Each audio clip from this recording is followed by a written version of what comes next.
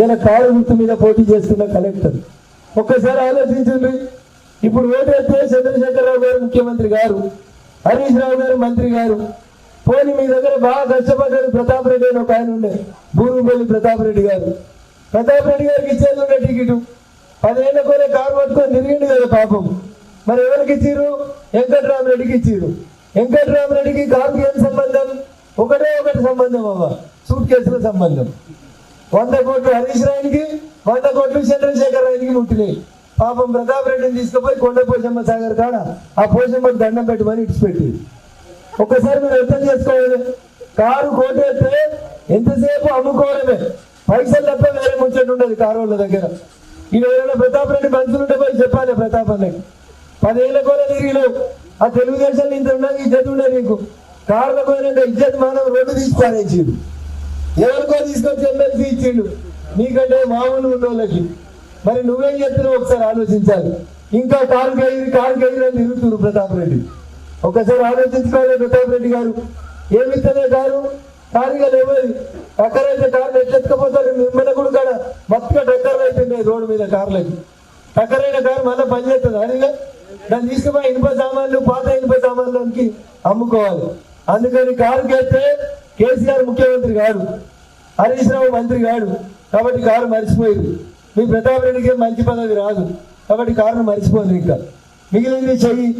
2000 pension 4000 ఇస్తాను మొండి చేసి చూపెట్టిండు. 1,00,000 రూపాయల లోన్ తీసుకుంటే 2 లక్షలు తీసుకొని 2 లక్షలు మాఫీ చేస్తా అన్నాడు. అది ఎగ్గొట్టిండు. మహాలక్ష్మి లాగా ఉంటే ఆడపిల్లలకి 2,500 ఇస్తా అన్నాడు. అది ఎగ్గొట్టిండు. ఇంకో మాట చెప్పిండు. కేసీఆర్ ఉంటే 5,000 వస్తుంది రైతు బంధు, కేసీఆర్ పోతే 15,000 ఇస్తా అన్నాడు. వచ్చిందా రైతు బంధు? అప్పుడు ఎత్తలేదు మన వచ్చిందా? మరి ఎందుకు చెయ్యి అనేది ఒకసారి ఆలోచించండి. ఈ ఎలక్షన్లలో నరేంద్ర మోడీ గారికి ఓటేస్తే ఈ దేశం బాగుంటుంది, మీ పిల్లలు బాగుంటారు. ఒకవేళ వేయలేదనుకో, పొరపాటున కాంగ్రెస్ వస్తే మన దేశంలో రిమ్మనగూడలో కూడా బాంబులు పెట్టిపోతాడు.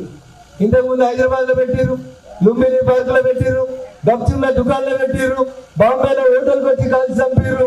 కాంగ్రెస్ వాళ్ళు ఉంటే రోజు పటాకులు వెళ్ళినట్టు బాంబులు వెళ్తాయి. నరేంద్ర మోడీ ఉంటే ఒక్క దీపావళి పండుగ నాడు మాత్రమే పటాకులు వెళ్తాయి. అందుకని ఒకసారి యాడ్ చేసుకోవాలి. అక్క ఇంతకంటే ఎక్కువసేపు చెప్పి ఆ ఎండకు మిమ్మల్ని గోసపెట్టు నాకు ఇష్టం లేదు. ఇంతమంది ఇంత పగటిలు ఇంత ఎండలు వచ్చిరంటేనే ప్రతి ఆడపిల్లకి ఏమి ఇష్టం అంటే పువ్వులు ఇష్టం. తమ్ముడు ఇంటికి దోలుకపోయేదానికి, అమ్మగారు ఇంటికి దోలుకపోయేదానికి వస్తే స్నానం చేసి తల నిండా పూలు పెట్టుకొని పోతారు చెల్లెళ్ళు.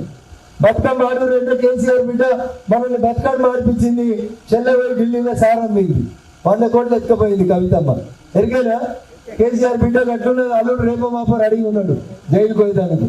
మీరైనా జరంతా నీడకున్నారు. అక్కడ నేను నడి సూర్యుడు నెత్తి మీద ఉన్నాడు. అందుకని నాకు కూడా మిమ్మల్ని ఎక్కువసేపు గోసపెట్టు ఇష్టం లేదు. మీ ఊళ్ళో కూడా పోయిన నెల జనవరి నెలలో 22వ తారీఖు నాడు మీరు కూడా అందరు గుడి కాడికి వచ్చిరు, గుడి అడిగిరు, పూజ చేసిరు, పండుగ వాతావరణం చేసుకున్నారు. సర్పంచ్, ఎంపీటీసీ, కాంగ్రెస్, తెలుగుదేశం అందరు వచ్చిరు. ఏమన్నారు? వచ్చి ఏమన్నారు?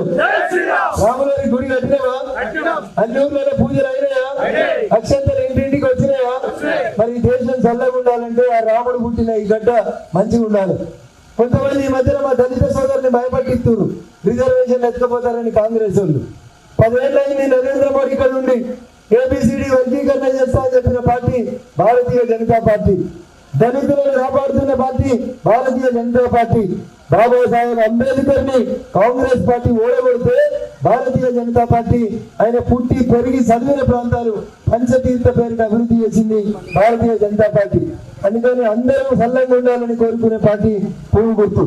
సబ్కా సాత్ సబ్కా వికాస్ అని కోరుకునేటువంటి పార్టీ నరేంద్ర మోడీ గారి నాయకత్వం.